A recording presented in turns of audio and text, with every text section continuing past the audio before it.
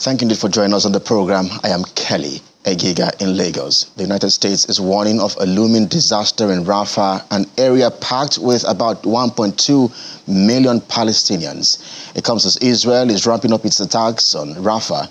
The Israeli military launched several rounds of airstrikes and tank shelling on the residential homes in the city, leaving at least 8 people, including 3 children, killed and several others injured.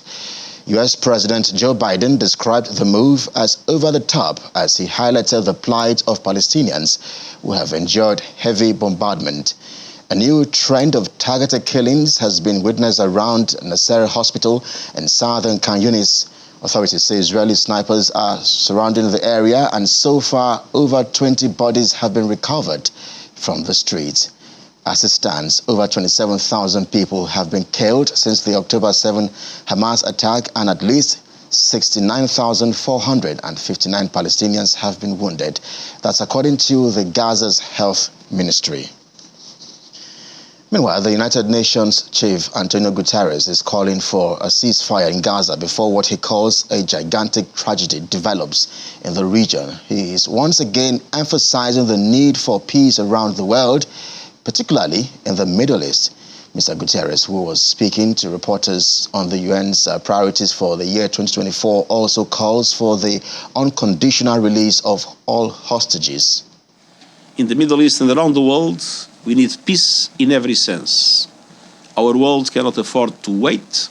We have institutions that need to be aligned with our times, and we have principles to guide us that we must preserve in all situations. Respect for the United Nations Charter, respect for international law and international humanitarian law, peace with justice that addresses inequalities. We were clear in condemning the horrific acts of Hamas. We are also clear in condemning the violations of international humanitarian law in Gaza. We need an immediate humanitarian ceasefire. We need it for the immediate. We need also the immediate and unconditional release of all hostages. And we need real, visible, concrete steps towards a two-state solution based on UN resolutions, international law, and previous agreements. First of all, we fully support the International Court of Justice. We think the International Court of Justice is the right entity to pronounce itself on these issues. We fully support the decisions of the International Court of Justice, and we clearly express that all those decisions must be implemented. And so it is absolutely essential that all the decisions are implemented. And obviously, I have full confidence in the International Court of Justice to be able to act if those decisions are not properly implemented. In the meantime, United Nations Human Rights Chief Volker Turk has voiced deep concerns about widespread destruction by Israeli Defense Forces on civilian infrastructure on Gaza. Now, Mr. Turk added that Israel's reported attempts to create a buffer zone with civilians in Gaza could constitute a war crime in the region.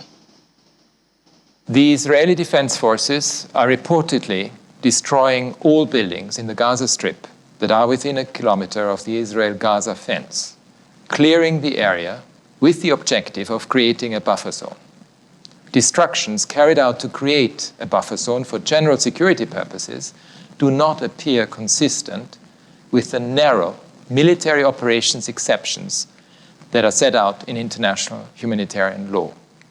Extensive destruction of property not justified by military necessity and carried out unlawfully and wantonly amounts to a grave breach of the Fourth Geneva Convention and a war crime. Since October, my office has recorded widespread destruction and demolition by the IDF of civilian and other infrastructure, including residential buildings, schools and universities in areas in which fighting is not or no longer taking place. Israel has not provided clear reasons for such extensive destruction of civilian infrastructure. Such destruction of homes and other essential civilian infrastructure also results in the displacement of communities that were living in these areas and appears to be aimed at or has the effect of rendering the return of civilians to these areas impossible. I remind the authorities that forcible transfer of civilians may constitute a war crime. And let's stay with the United Nations for a moment. As a special coordinator for the Middle East peace process, Tor Wennesland says the agreement on the lasting ceasefire will be incredibly difficult to set up, noting that arrangements need to be in place. He also highlighted the humanitarian catastrophe of civilians in Gaza who have been exposed to mass destruction. Last week, the World Health Organization chief, Tedros Ghebreyesus, called for a true solution to the ongoing conflict in the Gaza Strip, describing the situation as hellish beyond words. How we get from where we are in the midst of a humanitarian nightmare and a total conflicted West Bank into a different course, and we need to set that course not by humanitarian means, but by politics. At the moment, as the hostilities are ongoing, it is impossible for the UN system to deliver sufficiently and most effectively on the ground. This agreement on a lasting ceasefire will be incredibly difficult to set up, because we will have to go into details of names and kind of arrangements that are not a quick fix whatsoever. It's hard to find words on what to say to the people in Gaza that has lost everything, as they've lost everything and they've been exposed to a massive destruction. It is very difficult to preach hope when you sit in a safe place to people that are sitting in the middle of what is hellish. And I think we should take a step back and not be too bold and think that the big words are what will make the big difference.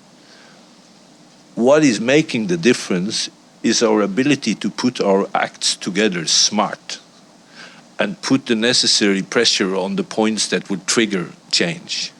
But you should be under no illusion. The humanitarian system is not designed and set up to carry the delivery of all goods into Gaza for 2.2 million people. We will not be able to have Gaza properly supplied unless there is a private sector delivery into the Strip. In order for that to happen, geography needs to be taken seriously. Geography has combined what is known Israel with Gaza for 3,000 years. You cannot just kind of delete that away and say we should do it differently. Geography is defining the options for the way forward. And more updates now from the war. The UN's main relief agency in Gaza says half of its aid mission requests to deliver aid in Gaza since the beginning of the year have been denied. On Thursday, the UN's World Food Programme warned that 2.2 million people in Gaza live in inhumane conditions, facing starvation, famine, disaster, and the winter cold is adding to their sufferings. However, the World Health Organization, WHO, has announced the operation of 42 active partners in Gaza. The partners provide humanitarian health response through direct service delivery or provisions of needed supplies to affected people.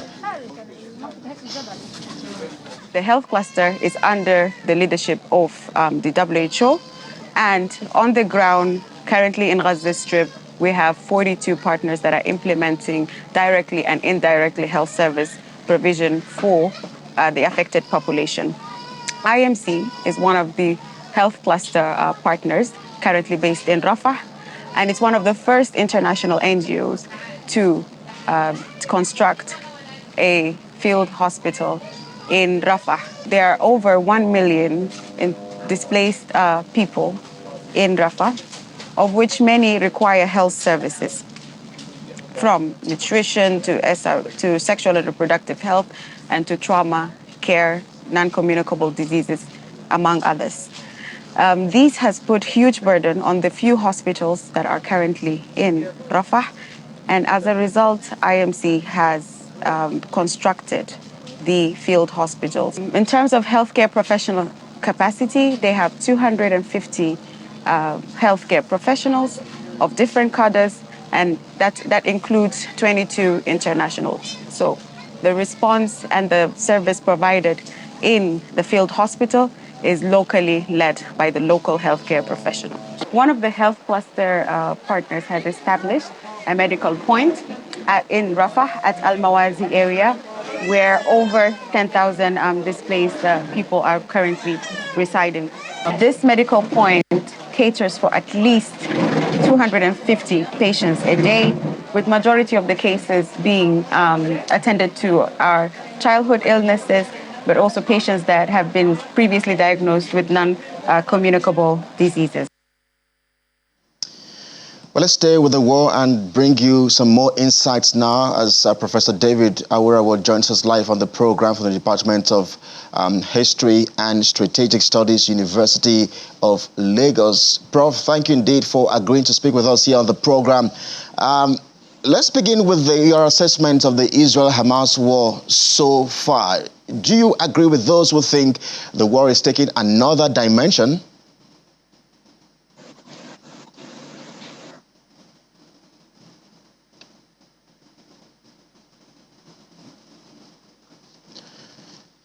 Well, Prof, yes, I don't know if you can hear me loud and clear. Okay. Yes. So go ahead, Prof, if you heard me. Yes, I heard you. It's clear that the war is taking a new dimension, and unfortunately not, for the better as far as the conditions of those people in Gaza is concerned.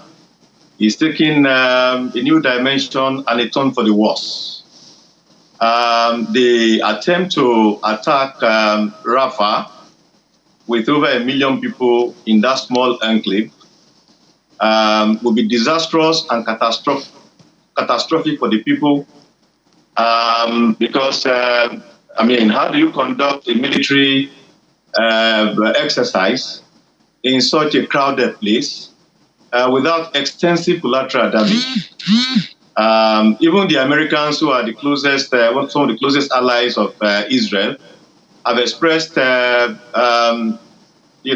apprehension about the attempt to conduct military activities in that enclave. And from the comments that we have heard from all those on the ground, it is an ominous prospect for the people of Gaza, which is why virtually everybody that has spoken has expressed shock and call for restraint on the part of the IDF, Netanyahu and the IDF, in the way it goes about this exercise against the Hamas. But it seems that all of it has fallen on deaf ears. And that is very, very shocking and saddening to the global community. Virtually all the provisions of the Geneva Conventions and laws of armed conflict have been violated by Israel in this operation against Hamas. But unfortunately, the attempt by the global community to appeal to Israel to exercise restraint has not been positively accepted in Israel. And so, yes, a new dimension, and unfortunately not a positive one. Mm. And Prof, the Israeli Prime Minister Benjamin Netanyahu and other top officials, they insist they are planning to even expand their military offensive in Gaza, which of course includes Rafah. Why is he doing this? And do you think the Prime Minister is perhaps under immense pressure?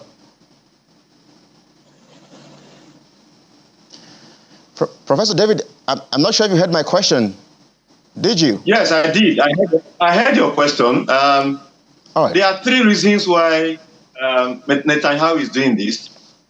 One of it is that it is in line with his approach to politics and what he thinks is best for Israel. And that is an extreme position against the Palestinians. So this attack by Hamas on the 7th of October last year has given Netanyahu an opportunity to pursue that his philosophy, which brought him to power in the first place many years ago, and which he has stuck to until now. That's one. The second has to do with the disposition of the Israelis themselves. Majority of Israelis want Hamas to be exterminated, obliterated, in the aftermath of that attack of 7th October. And so what Netanyahu is doing, as far as this is concerned, is in line with what the majority of the Israelis want, as an approach to the militants, the terrorists, all the groups around, that have attempted to attack Israel.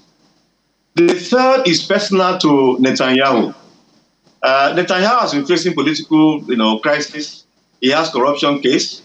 He tried to, change the law so as to emasculate the Supreme Court, which was why there were protests all over the place for months up till the attack of October 7th.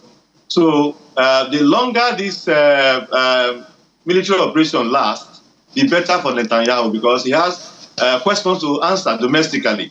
Question regarding his corruption case, question regarding the attempt to reduce the powers of the Supreme Court, questions arising from intelligence failure that led to the attack of October 7th. All those are questions that Netanyahu will answer when this operation ends. And by the time he answers them, that will almost remove him and reduce his political dominance and relevance entirely. So for as long as this conflict continues, it is in Netanyahu's favor. So for these three reasons, Netanyahu was going to pursue this effort to say that in this one fell swoop, Hamas will be completely obliterated. Well, Professor, well, we know that a large number of civilians are sheltering in the city of Rafah, which Israel had declared a safe zone. As it stands, is it safe to say Rafah is now a danger zone? Plus, do you think this evacuation zone was perhaps planned all along by Israel to ramp up civilians into Rafah and then strike afterwards? Of course, it is clear now that Rafah is no longer safe, no longer the safe zone that it was, a month or so ago. Again, the other dimension to it is that I'm not sure that Israel, deliberately encouraged the movement of people there and then come to attack. The Israel is attacking according to where it perceives that Hamas members are. And of course, we know that Hamas will always go to where there are large populations. That is how terrorists operate. So that should be expected. But what the global community and everybody has said is that Israel needs to be measured in its approach to this war, such that it does not do exactly what it accuses Hamas of doing, which is indiscriminately, which falls within the ambit of terrorism. And of course, which goes contrary to the laws of war, which was why, South Africa went to the criminal court the other time to try to, bring Israel to justice. And of course, that case is still on. I also recall that even though the matter has not been fully heard, the position of the court is that Israel needs to exercise restraint and take measures to reduce the suffering of the people of Gaza. So far, Israel hasn't done so. And so Israel did not deliberately just get people to move there to attack them. It is that it is pursuing Hamas. The mistake is that Israel thinks that in one war it will obliterate Hamas. That is not possible. And the way Israel has gone about this war is not how terrorists are fought, including demolishing houses. 60% of the houses in Gaza are destroyed and all that. That is not the way terrorists are fought. So, and that is the mistake that Israel is taking, and we hope that reason will prevail and restraint will be exercised in this campaign. Gaza is faced with a lot of issues, humanitarian issues. We understand about 2.2 million people cannot have access or live in inhumane conditions. There is a food crisis in the region. There is a water crisis in the region as well. Children are left in very dire situation and conditions. I wonder, Prof, when you look at the region, what's your greatest fear about this particular war? My greatest fear is that the philosophy and principle and strategy that Israel has followed in this war will create a huge issue, will lead to the death of too many people.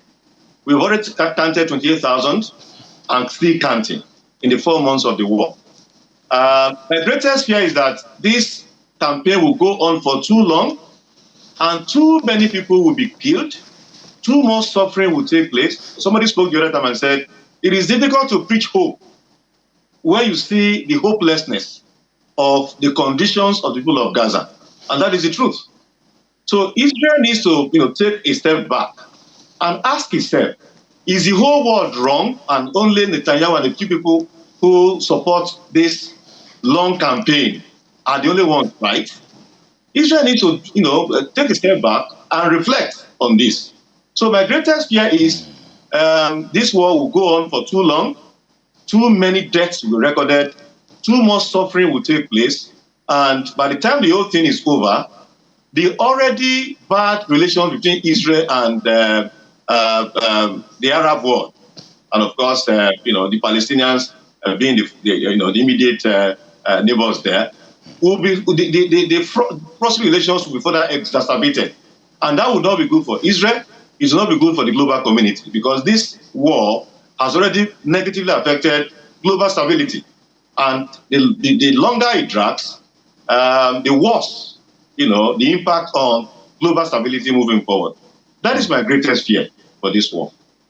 Well, Professor David, it's a fine place to anchor a conversation with you. Professor David Awurawo is from the Department of History and Strategic Studies, University of Lagos. Thank you indeed for your insights and perspective on the program. Thanks so very much for having me.